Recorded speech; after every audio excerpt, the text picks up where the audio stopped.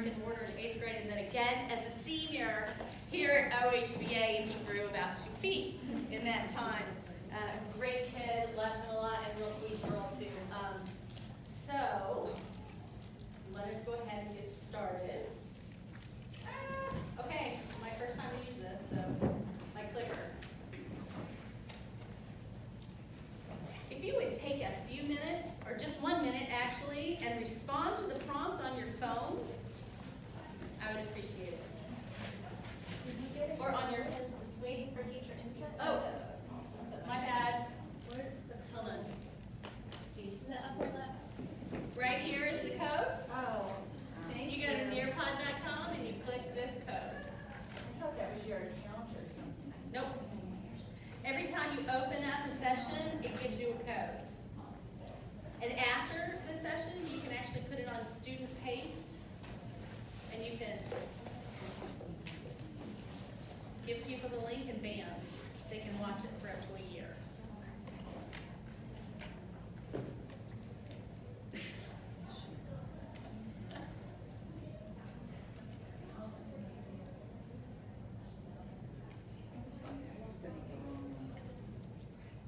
You can come in if you want. Come on in, guys.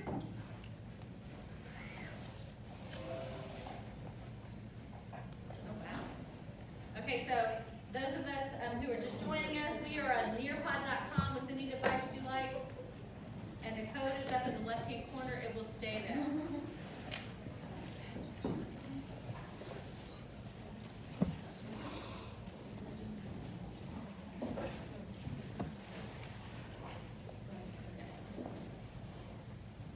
Good, Milo's mama. The font matters.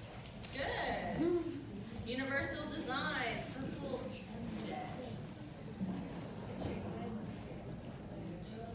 Okay, this is good. I'm sorry? I said, put your name up there on that little tablet thing it creates. It looks like a tablet. It does look like a tablet, doesn't it? Isn't that neat? With all of our names up there. Yes, and that's why I was saying if you want to be anonymous and use Mojo, that's perfectly fine. Now this session is not about Nearpod. This is simply the tool that I'm going to use to present to you some information about multimedia principles. I am Lisa Beaulieu, and I've been at OHVA. This is my 6th year. I teach senior level British and world literature. And before that, I worked in brick and mortar, obviously. And I'm also a doctoral student. I'm entering my 3rd year at Duquesne University in the Instructional Technology and Leadership program. And as an English teacher, I am now a woman of science. I can actually belong to the club. And so this is a big thing for me. And I did it because I had, like kind of a mini crisis there in my 40s and thought, well, hey, what's life all about? It's something I've always wanted to do. So I'm reinventing myself here, and I've learned so much. And really, I thought I was a pretty good teacher here. At OHVA, I've been doing my thing, the principals like me, and then I take these classes and I'm like, oh God, I'm totally screwed up. What am I not doing? So I'm gonna go off this screen, hopefully. Okay, I've lost my ability to click, so I'm gonna move over here. Okay, so here at OHVA, we know our students, right? Who's brand new? Okay, nobody's brand new, great. Okay, so you know what I'm talking about. We have a unique population. I am not going to belabor the point. We know our content. We are all highly qualified teachers. So we are experts in our field, or we are working to become those. We also know the how, right? We know how to teach. What is our purpose as a teacher? Our purpose is to help students integrate new information into their long-term memory, right? I mean, yes, our purpose is to give them hope, and it is to love them, and it is to provide all these wonderful things. But when you whittle it down, that's the basics of what our purpose is as an educator. As far as technology goes, we are way ahead of the curve compared to other, teachers at different schools, and our students are as well. And we forget about that. I don't want you to forget about it. But one thing that I've been really convicted about, and this is a question I ask you, do we know design? Because like it or not, we work in a multimedia environment. How many of us took courses on designing multimedia environments? I didn't. And I'm not going to tell you how many years ago it was that I first got my license. Look at this picture. Did I get everybody? Who shows up at your class?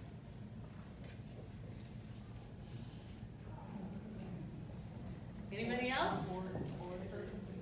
Which one do you identify with? This one right here, this kid asleep? Yep. Oh my gosh, I think I get at least 10 of those in the senior class, right? If they even show up. Right? And this is us. Please, for the love of God, listen to me, right? Okay, so we get all different kinds of things. Please, just call out. Help me brainstorm. What do you think is going on in the environment for each of these kids? What's something that could possibly be happening at their homes? Loud siblings. Loud noise? Okay, what else? They just woke up. Okay, not awake yet. Television. Television. I'm sorry? Kids crying. Kids crying. Pets. Pets. The dog needs to go out. The dog, exactly. Keyboard. The couch. What excuse? My couch is drowning. Any other crazy things? My grandma needs me to go section her out. Okay, that's 7. Come on, guys, realistically. They're texting somebody and have drama going on with a girl or boy or a friend or Right, drama. Okay, this is what I get. Kids telling me, oh, I can't participate because my mic doesn't work. And you know they're totally lying. But they're lying. Right, my headphones don't work. But they're also like, oh, well, my sister's in the room and she's doing her school and I can't interrupt. I can't be loud. So, I had one girl call me. She's obviously writing in a car. The music is blaring. There's some guy yelling at her. And I'm like, what, honey, what, So you get it, right? We have a serious problem in our environment. And we're supposed to be able to control the environment, right? So I'm just going to skip that. Our problem. We think this is our problem. But what I've learned in the course of taking these courses is that I think we have more control over the environment than we let on, or that we even know that we have. So what we're going to do, this is the basis. I actually took this course 3 years ago. Yes. And I've been ruminating over it and thinking about it and going back to it because it's a collection of research that Dr. Mayer put together. And it's research, and this is really important for you to understand, is that it's all research done by scientists who are looking to see how the brain learns and how we remember stuff and what interferes with it and what gets in the way, right? So I think that if we pay attention to these little things, they're not even that difficult. But if we actually implemented best practices using these research-backed principles, I believe we will have much more control over that environment, and we'll be doing the best that we can to set these kids up to actually learn something. Okay, there are 12 principles in that book. I'm only going to hit 6 of them. We don't have enough time, and that's okay. The way I'm going to do it is I'm going to show you models, and I'm actually going to humiliate myself here and be vulnerable like I'm supposed to be and say, hey, this is where I screwed up. And this is what I'm thinking about. Now, I don't want you to think that I know everything. I don't. It's just that I'm really convicted as this year begins, I got to start implementing more of these. Okay. The first 2, I'm going to let you read this one. Look up at me when you're done.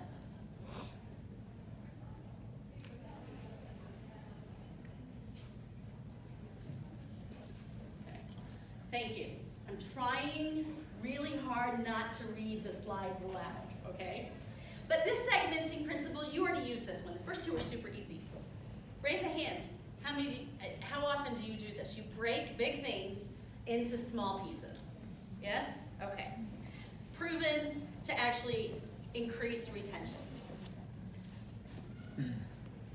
What struck me as I went back to this and I saw all the schedule changes that are coming, and I kind of panicked as an English teacher in the high school. Now I got to do twice a day. And I thought, there's no way I can do this. I have special ed, I have honors, and I have regular. How am I going to do this? And then I'm looking at this presentation, I'm preparing, and I'm like, I need to flip this. If I flip it, then I can use my session to actually help those kids who come because they want the help. Now, I don't like that idea because I am a people person and I thrive on being with the kids, getting to know them. So this is gonna be really hard, but it just makes me think it's not about me, it's about the kids. And this segmenting things, the point was it's about learner-paced segments. You know, when they can control the environment, then they're gonna learn more. Okay, the second one, you use this all the time.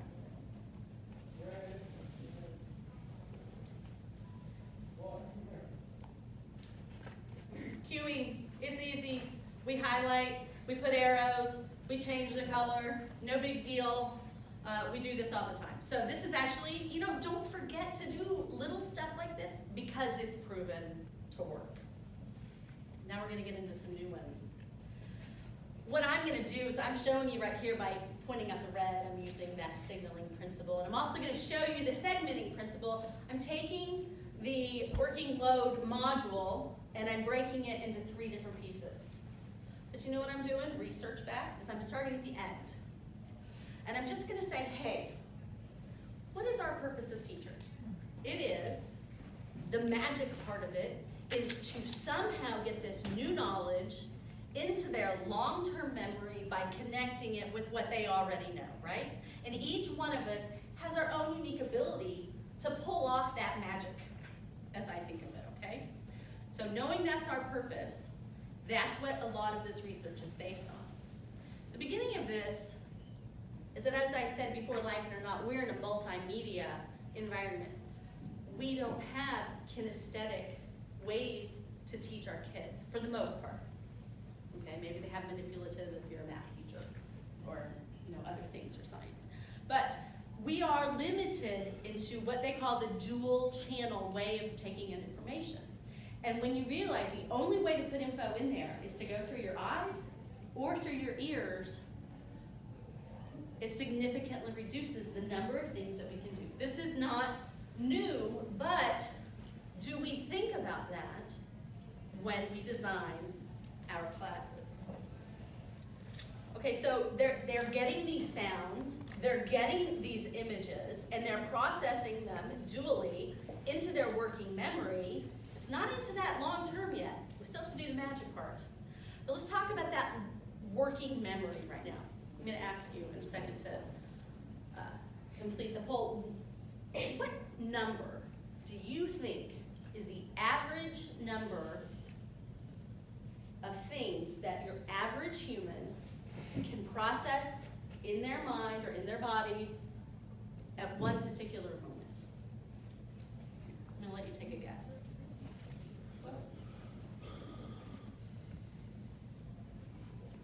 So it should be on your screen. If you're using the Nearpod, please take a guess.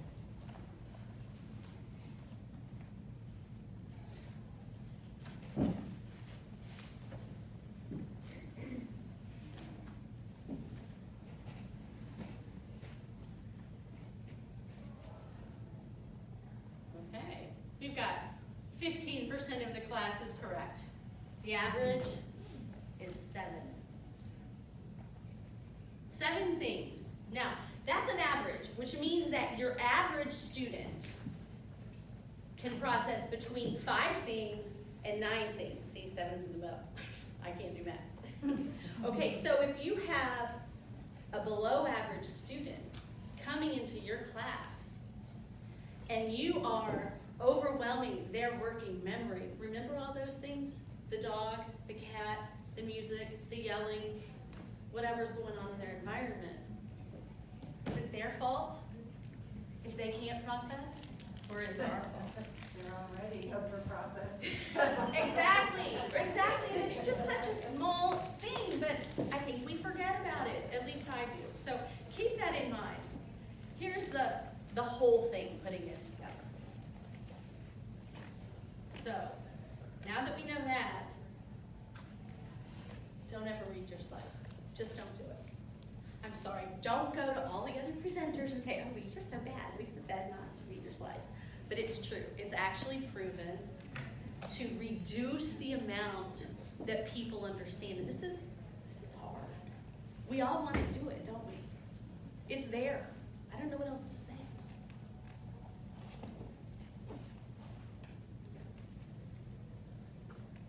Okay. Multimedia principle number 3.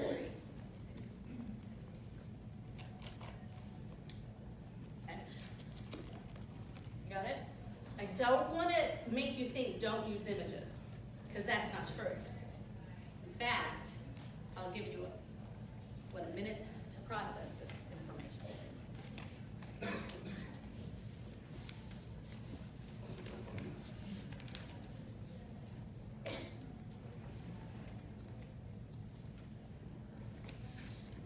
What surprises you?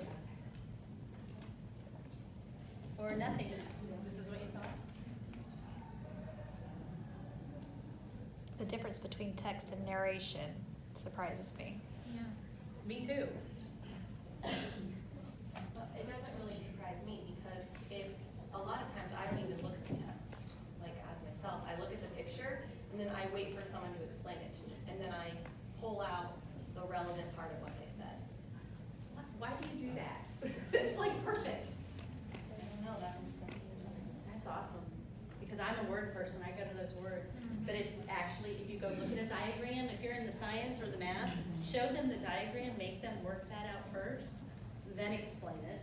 Or then, on a different slide, show them the words that help them to put it together. That's what the book says, at least, okay?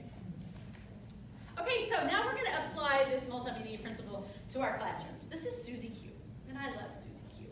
She comes to class on time. She tells me, oh no, I don't have any music going. I got a quiet place to do my learning. She gets good grades. She comes early. She stays late. She just pays attention. She doesn't want just the grade. Susie Q really just loves to learn. So I love Susie, okay? So she's easy to teach, okay? So she's got her 2 processing. She's got her ears and she's got her eyes. So I give her an image. And then I explain with narration, so I'm using her, both processes. She's happy as can be, right? She's getting this. Or I say, okay, here's some words on the screen, and here's some music. Preferably music without any words, but here's some music. She gets it. She's trucking along. This is lovely. What happens if I start talking while she's trying to read the words?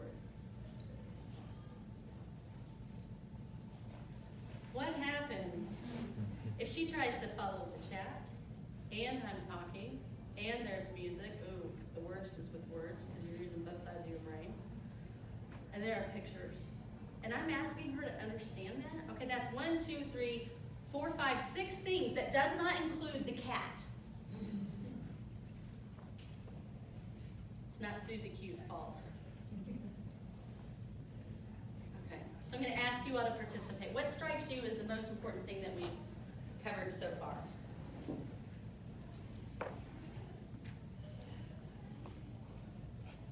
And you can just shout it out if you want with us on your phone. Not overstimulating children or me. That's a good one.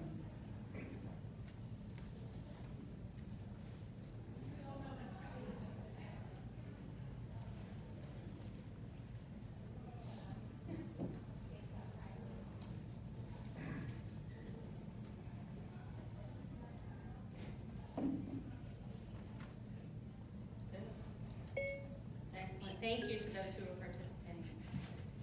And I'll save these and we can come back to them if you're still present. Good, okay. Our fourth principle, and this is the one I'm going to spend the most time on. The fifth and sixth are super easy. Coherence. Extraneous stuff. This is where I get vulnerable and I tell you, hey, this is the one I screw up on. Because I'm thinking, oh, I know all about learning preferences. And some kids are auditory, and some kids are visual, and some kids are kinesthetic, and I always make them take the test. And then I read that I'm just being redundant, and I'm making it harder for them. How humbling is that? Example, which one's easier? The one on the right. Why? I have to shift my focus back and forth between the pictures and the words. I can just Exactly. pictures. I'm asking you with the one on the left to first of all look at the images and then go over and draw, read the words, and then I have to do it. And then go back, and then go back. So you're doing 3 things. Whereas with this one, you're just doing 1. Right? It's got to figure it out. Tiny little change that we can make. Okay, so I went back through my old slides. As I said, this was my 6th year, right? So I went through and I thought I'm gonna find some really bad ones. And for my first year, I think I deleted most everything. But I did find some slides, and Tara is the IS together, and you might remember this. We were teaching Wordsworth, I Wandered Lonely as a Cloud. It's a poem about this guy, and he's talking about, thought he was a cloud floating over the daffodils, and life was good, and then he remembers it, and he's happy, right? Well, nobody really knows this, but my nickname on, Garden Web Forum is Daffodil Dilly, so it's all about daffodils. So of course, I have to show them what a daffodil looks like, because, why? Because it's about me, right? Okay, so then, I'm like, well, if we're going to show them what a daffodil is, well, the word primrose is in there too, so I have to show them what a primrose, how many 18-year-old boys know what a primrose is? Or care, So then I get to the point. Then, I'm like, well, this is all about imagery. We're going to look at the text, which was actually on the same slide, and we're going to find instances of imagery, and we're going to talk about, textual evidence, and the sense it appeals to. And then tell me about your feelings. Okay, so this is a lot going on one slide. Then I broke the class.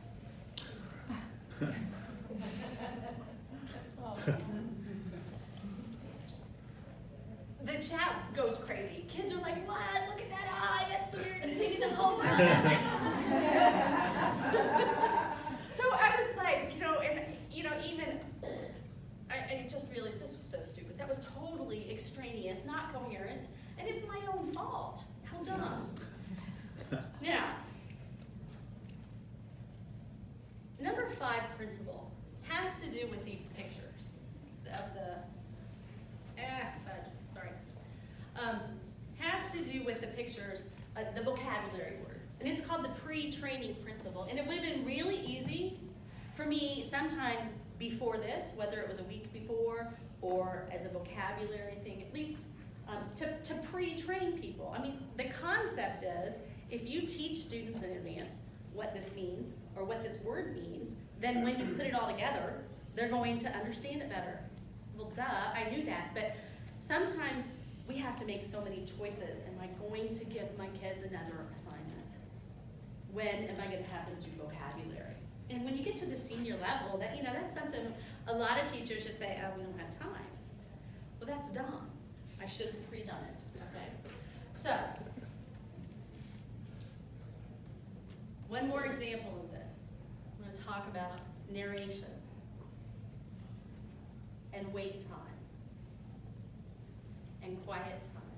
Who struggles with wait time? It's a hard one. We get nervous, and we also get, I gotta go. Okay? Now, I'm going to give you another one. I'm going to ask you to compare these. In the first situation, the teacher is simply telling children bees make honey from pollen, and there are 2 images. I don't think that's too much. I don't know, maybe I'm wrong. In the second one, teacher adds the words because, oh yeah, we gotta make sure we get those visual words, right? Which one is more effective? With words or without words?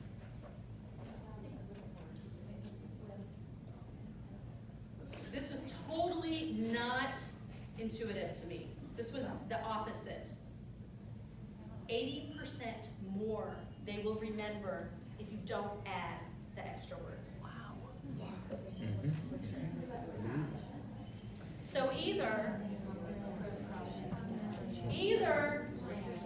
shut up and don't narrate, or put the words. But the better one is actually to narrate because they're hearing and seeing instead of processing the picture and reading the words with their eyes. So what about the kids who weren't listening but was looking, so like, why is there some bug on that?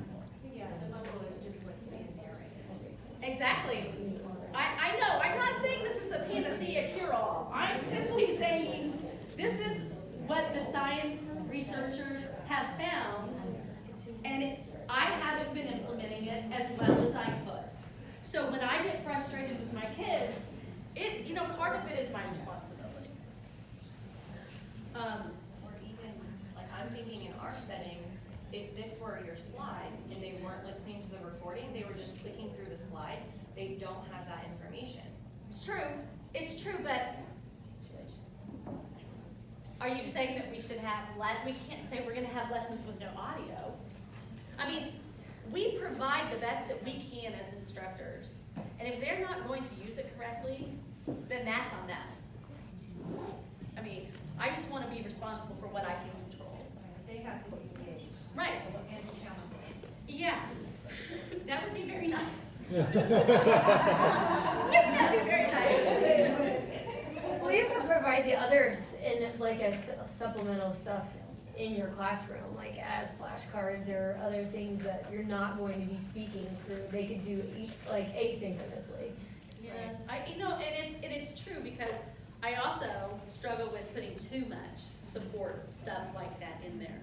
And so I'm just gonna take this year and say, what do they really, really need? If there's one thing that they do well, what can I give them? Okay, so last principle.